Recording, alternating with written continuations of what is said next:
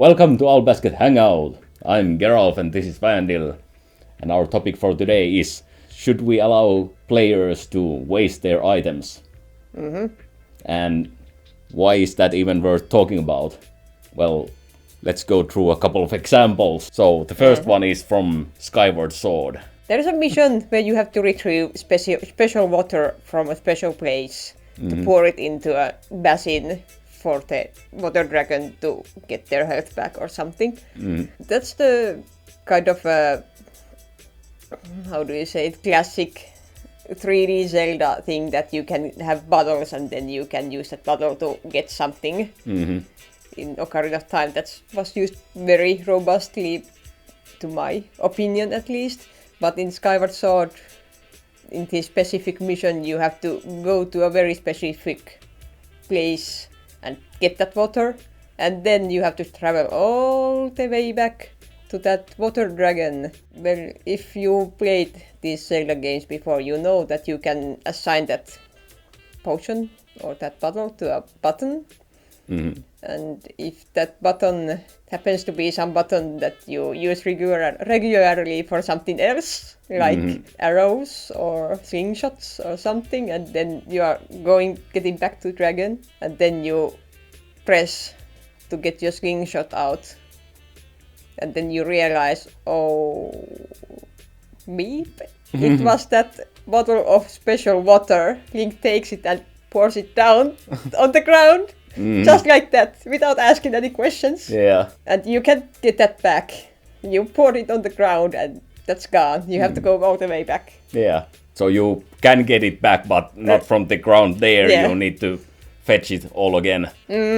That's very understandable that the game would basically take a better care of you and not let you waste that item right there and then. It would actually not be a usable item until you go to that specific person or the dragon who needs it, and you need to talk to them or something, and then your character automatically uses that. Well, there's another example. I just recently finished this very convoluted quest or puzzle in Hearthstone, and even if you played Hearthstone before, this doesn't really have anything to do with the actual game. It's just a hidden puzzle that's hidden in the game. And it's very convoluted with how it works and how the controls work and everything. But it sort of tries to simulate, if you understand how it works, it's like tries to simulate this like a old-timey from the top-up RPG game. Maybe some game like Rogue or some other old-timey game. And you go around and you find items and you can use those items. And one of the items that you can find is TNT or explosives. And you can use that item, or basically at the start what you get is TNT, but you also get an axe and a compass. And I never actually even found out what the compass does. But the axe, you can use that axe on any tree that you come by. And you quickly find out that you basically take down the tree, and that's great. And you can use the axe as many times as you want. And the TNT, you can use it on any wall, but it's a one-time use. So if you use it on the wrong wall, now you're done. But can you buy more of them? No, you can get more, but the problem is that in order to get more, you need to blow up the right wall so that you can access a new area where you can find a new TNT to blow up the next wall and then access a new area. So there's finite number of these Yeah. TNTs. Oh. Yeah. And at the start, like there are different, like the hidden walls are like marked so that if you look very carefully at what the wall icon looks like, then you can see that, okay, this is slightly different from all the other walls. And that tells you that, yeah, this one can be exploded. But later in the game, when you sort of get out of that starting maze that you start in, and you go outside and you find there are other mazes there, or other structures. In those cases, the walls are all the same, so you don't actually see which of the parts of the wall the explosives can be used to. Or basically, you can use it on any wall, but which one is the specific wall that will break? And there's even one of the walls is you can sort of look at it from east or from the north. And if you use it from the east, then it doesn't break the wall. You need to use it from the north, and then it breaks the wall. Yeah. So yeah, you can waste the item, and then you're sort of stuck wandering the world and wondering what to do there. Is it that kind of soft blogging yourself? Yeah. So yeah, you can't progress anymore. You Yeah. have to start all over. Yeah, you're just soft locked in the world and you don't even know it. But indeed, in that case, Yeah. all of those are those Hearthstone hidden puzzle games. They're supposed to be something that you're not supposed to understand by yourself. It's supposed to be like a group effort from the entire community that manages to find that and go through all the... Because I explained that the game is like a rogue game or old-timey RPG, but when you get to that puzzle, it doesn't look like that. It's just like 4 icons and you have no idea what those means. And you just keep clicking around and stuff like that. So it's very understandable that there's soft locking there, and it has this sort of complex systems. But I wouldn't expect this sort of problem from a game like Legend of Zelda Skyward Sword. So there it's much more understandable that the game would sort of protect you in some way. Yeah, but at the very least, in Skyward Sword, you can redeem yourself. You can go get that water back. Yeah. Or go back and get that water. What would be a very good reason to, or basically, just think about this situation. Once again, if you weren't allowed to waste that item, then we wouldn't have this experience, this story about the fact that there was somebody who went there and accidentally poured the water like a couple of meters before they spoke to the dragon who actually needs it. So in that sense, I can understand that you make a mistake that you weren't supposed to make, and that's the reason why you remember it. And it's the same thing why there's a lot of you remember really hard challenges much more easily. You had to really struggle with something and then you made it through. And if there's a game that doesn't really offer that, you just play it through and there's nothing that you need to retry or try multiple times, nothing that you need to do research for or anything, then do you really remember anything from that game in the end? I don't know. Yeah, it might have been a very pleasant experience, but it doesn't take you to the edges of your emotion scale, let's say. You don't feel this disappointment in yourself or these failures. Because human beings, we are very wired to these negative feelings because those are most important for our survival. Yeah, learning from our mistakes. So you already said that we can't tell a story from a Skyward Sword of pouring that water down. We didn't do it. Yeah. Someone else on the YouTube did it. Yeah. But it was really funny, and that's one of the moments I remember from that playthrough, just because it was so funny that someone failed at the most crucial moment. Yeah, that actually reminds me of another story. Once again, this isn't by me, but there's another YouTuber who did this in Age of Empires 2. So with the same thing as, wasting items, we can ask a question. If you think about any real-time strategy game, it begs the question should you be able to build your buildings anywhere on the map or just in a specific spots? Because this was from Age of Empires 2, where you can indeed build your buildings anywhere you want. And this was on a map that contains 2 islands, 2 big islands, and both players start from separate islands. And so one of the players was trying to be very sneaky, so they made this a transport ship, and they transported some villagers over the sea and onto the land. And he was like, oh yeah, okay, so I made it to the other island, I'm going to build some archery ranges here, and I'm going to start making archers, and those archers will then attack that enemy on this island that he's snuck to. So he builds the 4 archery ranges and he starts building archers. And once he has built a couple of archers, he realizes this isn't the other island. So it was like a small island in the between of those both islands. So he wasted a lot of resources building those archer ranges on that like desolate island there.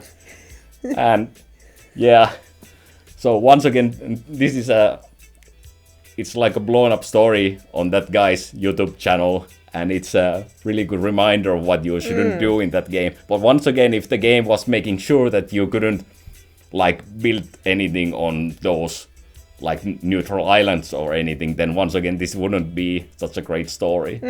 On the other hand, I can understand as a player when we don't really want to feel those negative emotions.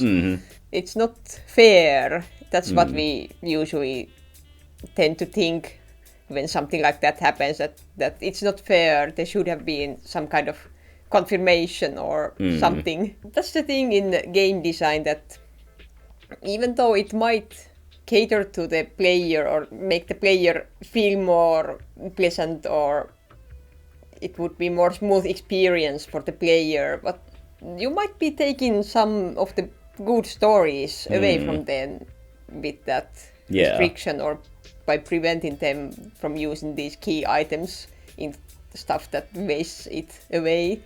So I can see the argument, but at the end of the day, it's a game, so isn't that the place you are supposed to get to feel all these emotions in a very secure and contained place where you are not going to get killed in real life for that. And I think one of the big things there is that it depends on like the ramifications of that action. I'd say that if it's like a multiplayer game like that and it causes you to lose, then I guess it sort of is a big thing, but not that big of a thing. And I think there's one scenario where I hope that this wouldn't be allowed to happen. If you take a really long game, any JRPG, or because this is one thing that happened in Ultima 9. There was basically, that's one of the games that have all of these key items, but in that game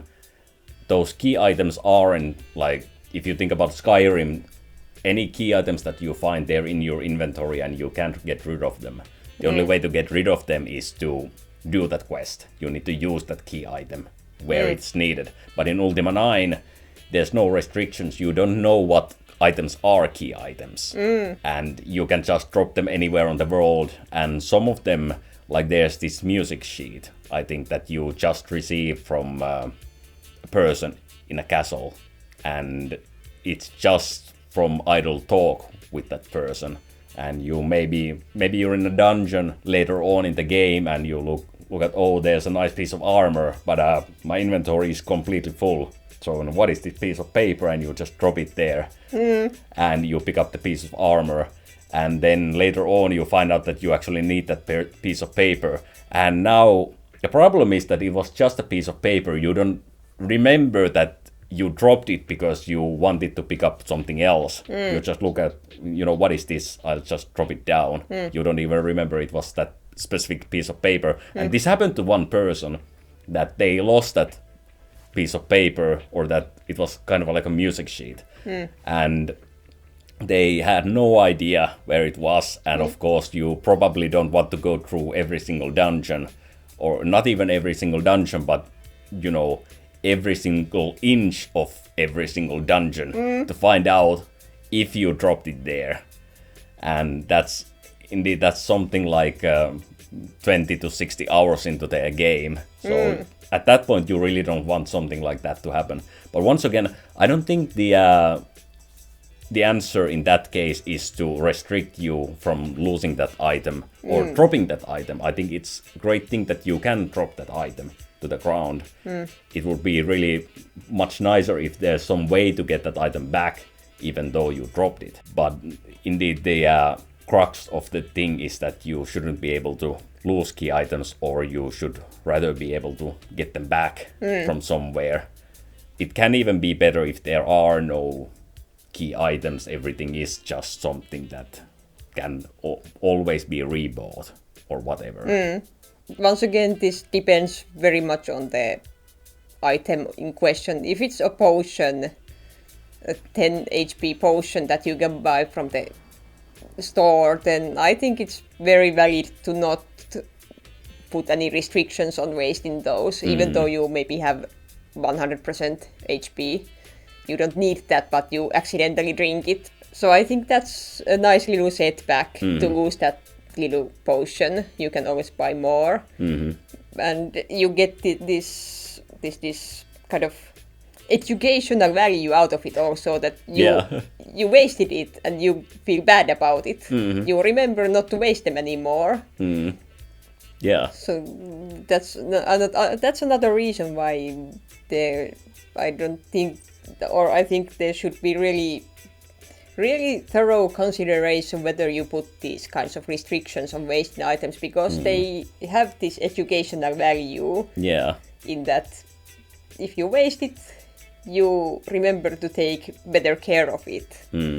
But at the same time, I also wish for kind of a way to redeem yourself. Not in the case of 10 HP potion, but maybe these kinds of key items, or maybe that water you pour on the ground, maybe it stays as a puddle and you can pick it up again, because Ocarina of Time did that. You can drop a fish on the ground and it starts splashing on it, and you can take it back. There. Bugs, you get one bug and you can throw them down, and you get 3 bugs, and you can catch that one bug, and the 2 other bugs go to that beanstalk hole where you scurry away if there's nothing to go into. That's very bizarre that there is a game, very old game, I say, that did this thing a lot better. They had a solution already. Probably many of the same people have made Ocarina of Time and Skyward Sword, or at least the key people who have been making the same game. So why didn't they come up or take that lesson or that nice mechanic from the Ocarina of Time into Skyward Sword?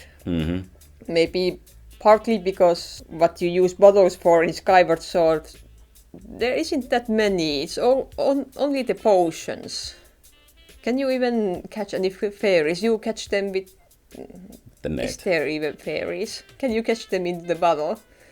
I don't remember anymore. But anyway, there's a lot more restrictive usage of bottles in Skyward Sword. Maybe that's the reason they just use them for potions, and this one mission is kind of a very special case where the potion is now just water you take from a specific place, and they just didn't bother to code any mechanic behind that because it wasn't any core mechanic. I also think there may be... Could you have just water in Ocarina of Time?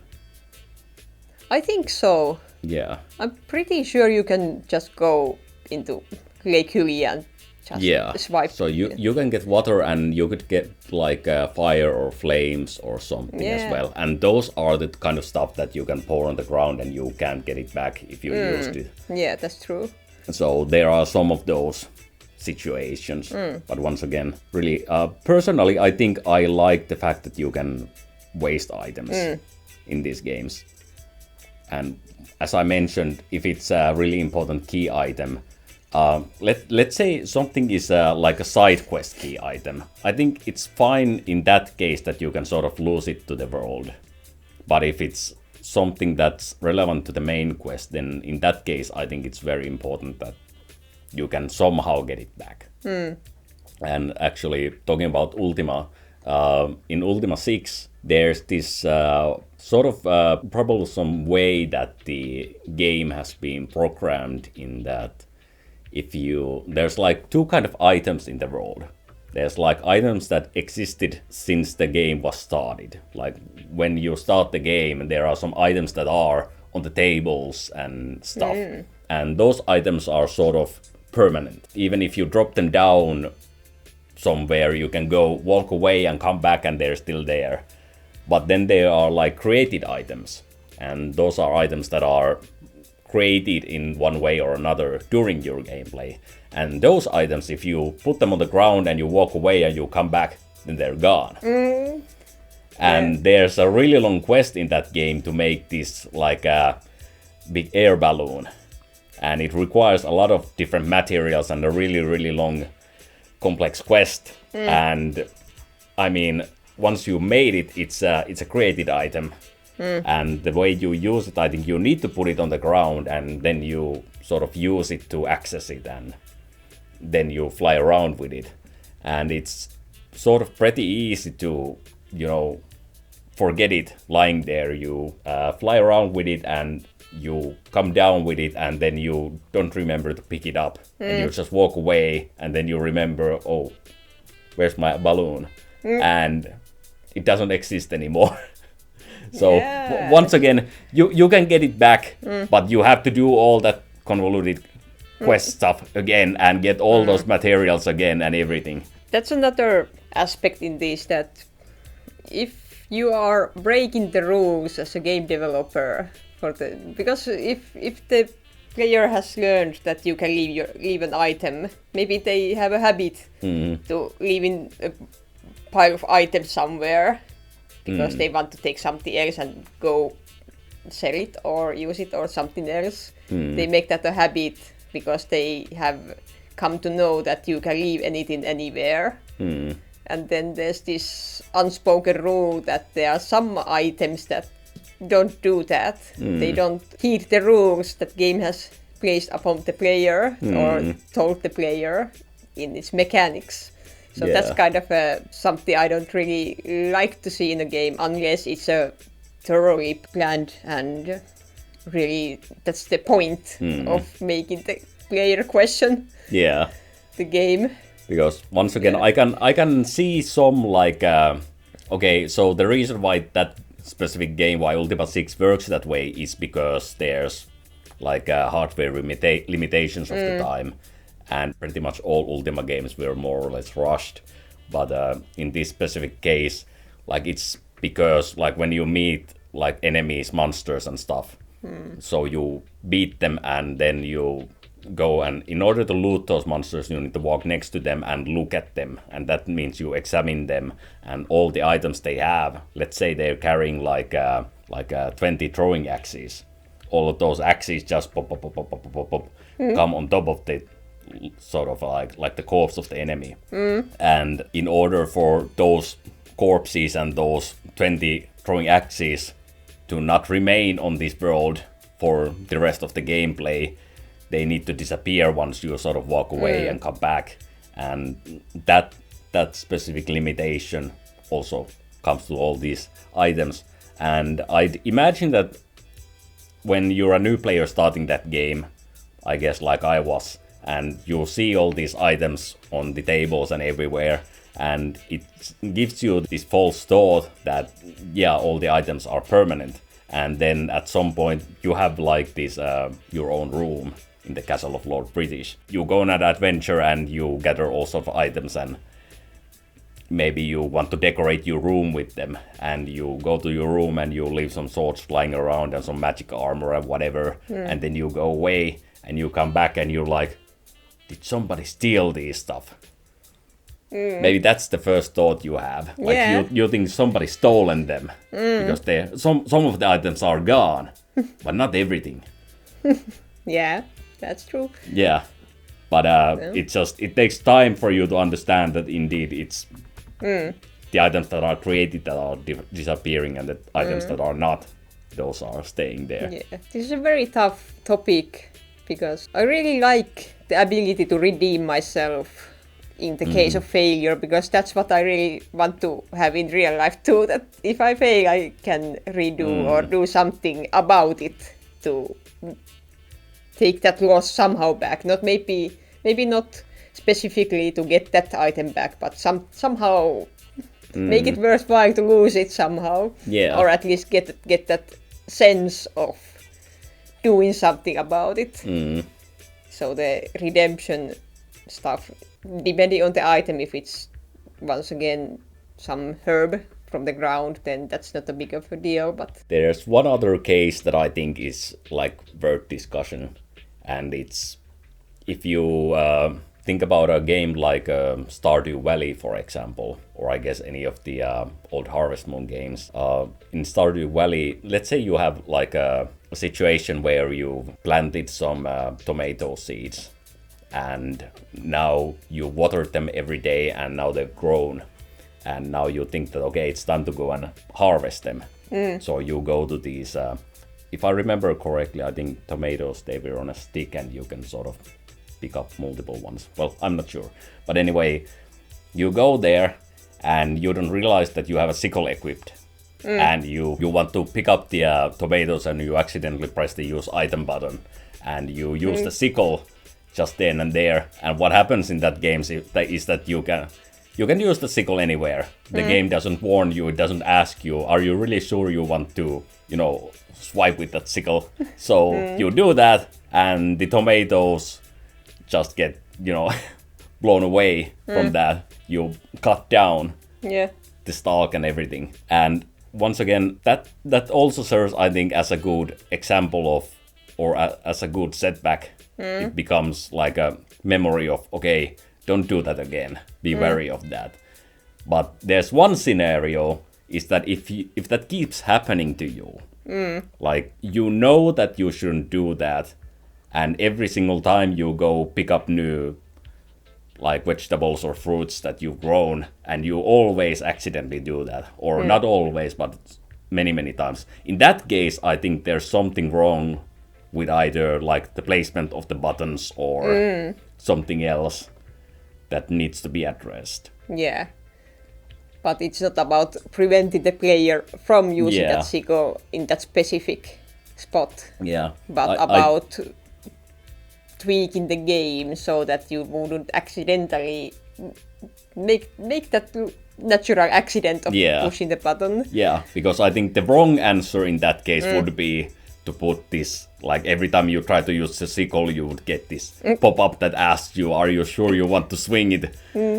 That's the very much the wrong answer to this question or this problem. And this actually reminds me, if you think about the Wii menu, you remember the Wii menu. I remember a lot of people lamenting the fact that if you choose a channel or game or whatever on that Wii menu, channel menu, whatever you call it, it would always like, it would zoom in first, and then you'd have to press some button or choose some button to actually go into the channel or play the game or whatever.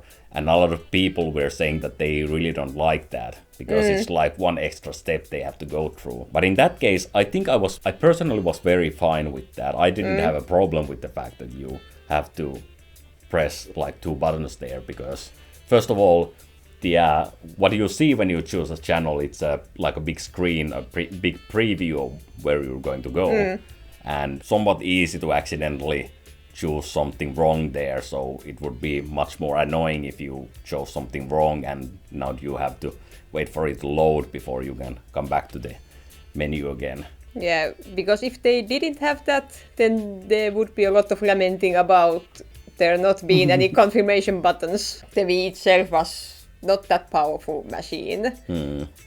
So do you prefer having this confirmation screen or accidentally pressing that channel and then watching that loading screen going half a minute, depending on the channel you chose? And then maybe you have to scramble to find how do you get out of here. Maybe the quickest way that at that point would just push some reset button or pull the plug out or something. The Wii mode, it had this home button, I know, but I don't remember if you could press it immediately after loading, because like if you think about the modern smartphones, if you open up some application that you immediately realize that I didn't want to do that, you can immediately press the home button and it doesn't even load the application, or it seemingly doesn't load the application, it just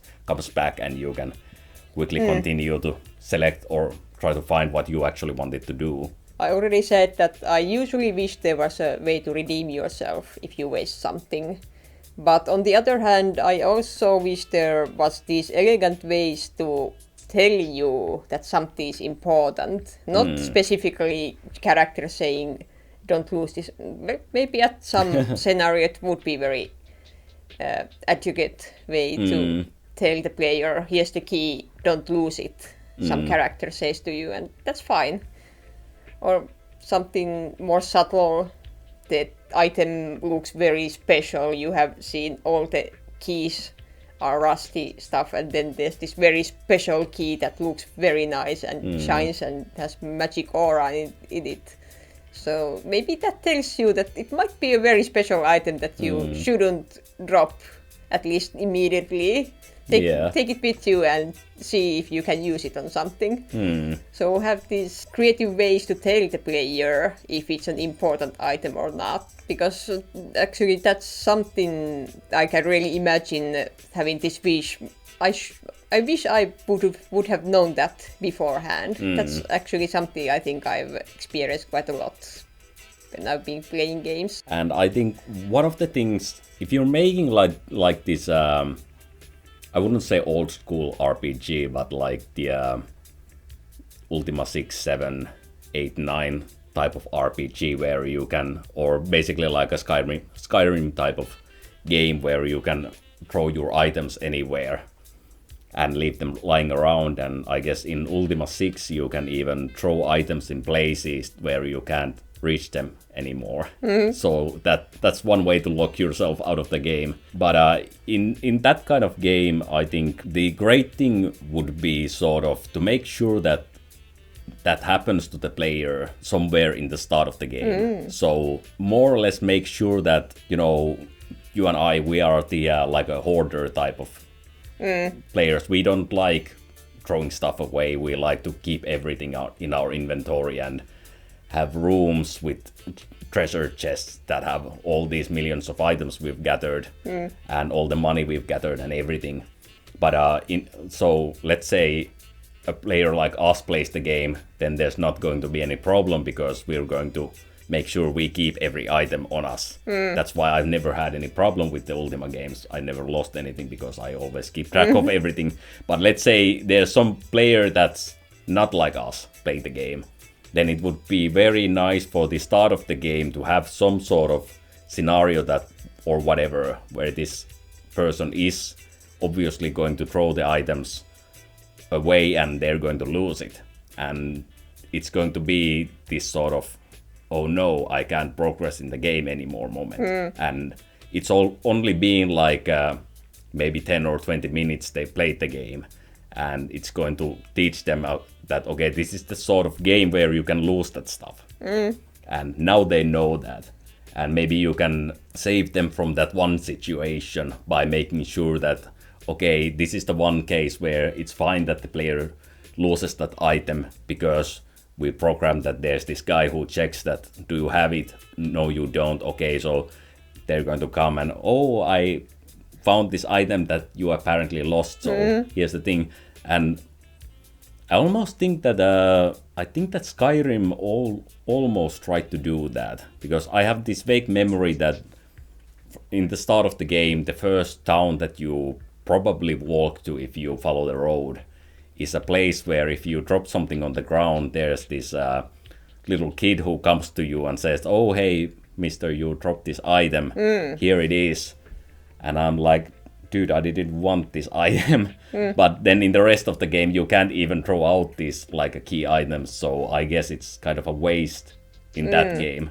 But they probably put that kid in a scenario where it probably isn't that natural to drop anything, at least anything insignificant. Yeah, because what I think the stuff that I dropped was indeed something that I really wanted to drop. It was a garbage or something that was just weighting me down.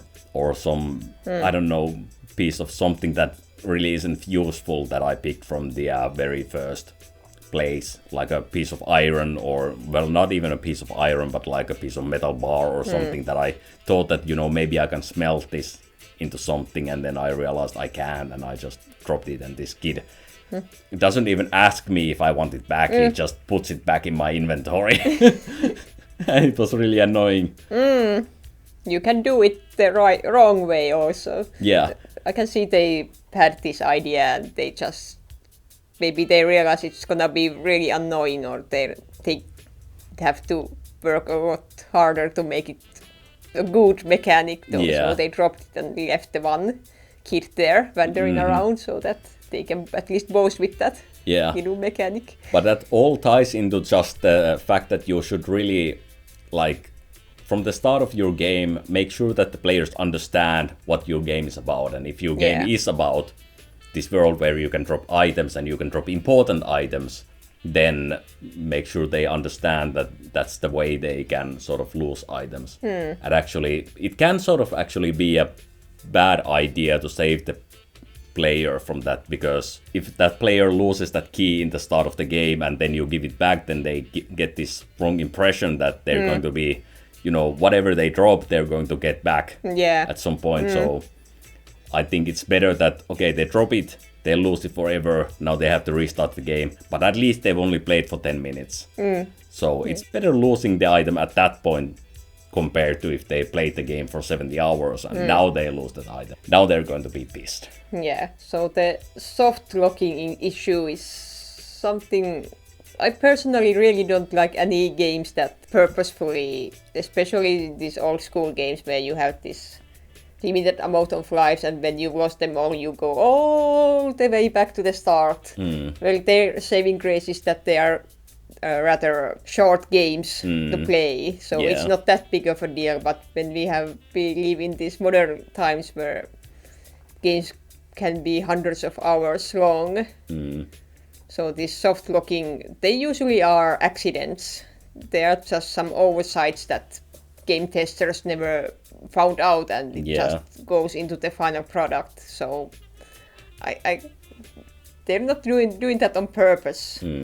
But that's something I really don't like in this letting players waste items, that you can lose it and then your game is wasted, you can't do anything anymore.